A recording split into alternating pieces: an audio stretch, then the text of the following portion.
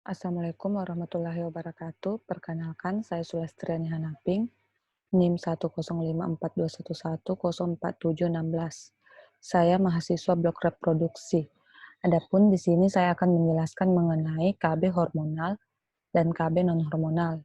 Yang pertama, bagaimana patomekanisme metode amenorelaktasi atau MAL dalam menekan ataupun menunda ovulasi. Yang perlu kita ketahui, MAL atau metode amenorelaktasi merupakan salah satu jenis KB non-hormonal, di mana MAL adalah kontrasepsi yang mengandalkan ASI eksklusif, tidak ada tambahan makanan ataupun susu formula. Biasanya ini berlangsung kurang lebih 6 bulan setelah melahirkan. Pemberian ASI tentunya didahului dengan penghisapan ASI. Penghisapan ASI secara rutin dan berulang menyebabkan kadar prolaktin dan oksitosin meningkat. Dan selanjutnya memicu feedback negatif di hipotalamus, lebih tepatnya di hipofisis anterior, yang mengalami penekanan sekresi hormon GnRH, di mana hormon GnRH yang berfungsi untuk mengatur kesuburan. Terjadinya penekanan sekresi hormon GnRH menyebabkan sekresi hormon tersebut tidak teratur dan mengganggu pelepasan hormon FSH dan LH untuk menghasilkan sel telur dan mempersiapkan endometrium.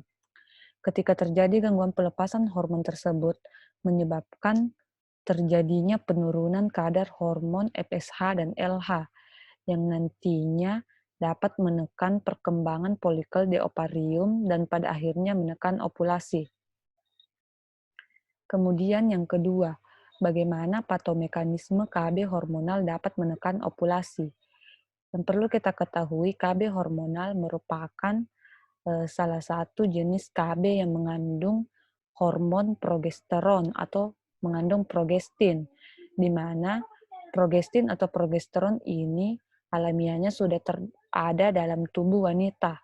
Ketika dikombinasikan dengan estrogen, berupa pemberian KB, maka ketika diberi KB hormonal menyebabkan kadar hormon progesteron dan estrogen meningkat, yang selanjutnya memicu gonadotropin rilisin hormon menurun, gonadotropin menurun, FSH dan juga LH menurun, yang menyebabkan tidak terjadinya perkembangan folikel di ovarium akibat tidak memadainya hormon untuk perkembangan folikel tersebut karena terjadinya penurunan hormon ini yang secara tidak langsung akan menyebabkan tidak terjadinya ovulasi.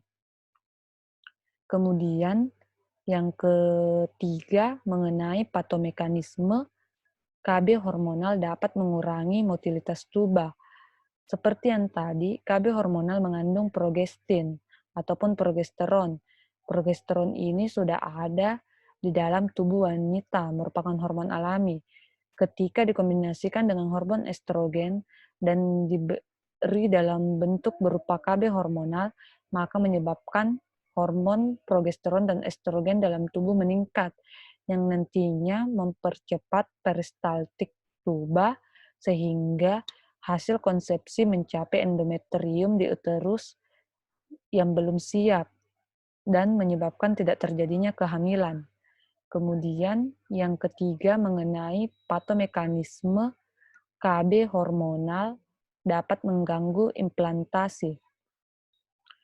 KB hormonal yang mengandung progestin atau progesteron yang merupakan hormon alami dalam tubuh wanita ketika dikombinasikan dengan estrogen dan diberikan dalam bentuk KB hormonal menyebabkan kadar estrogen dan progesteron meningkat bahkan berlebih, dan selanjutnya memicu feedback negatif di hipotalamus dan menyebabkan gonadotropin rilisin hormon menurun, yang juga nantinya menyebabkan kadar FSH dan LH menurun sehingga terjadi pola endometrium yang abnormal dan menjadi tempat yang tidak baik untuk implantasi.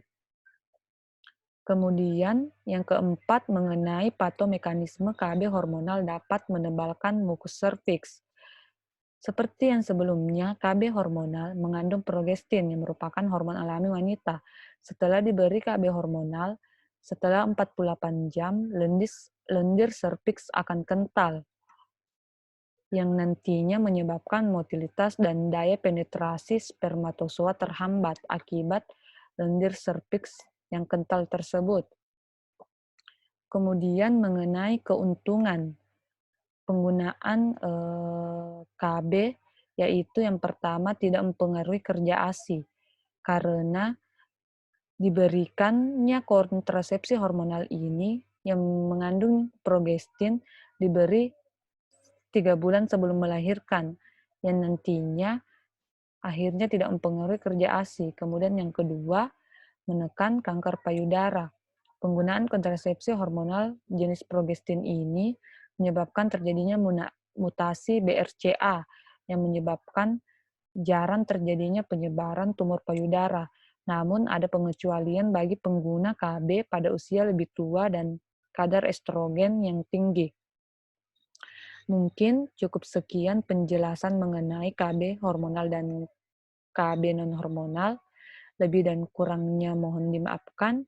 Billahi fisabilil haq, fastabikul khairat. Wassalamualaikum warahmatullahi wabarakatuh.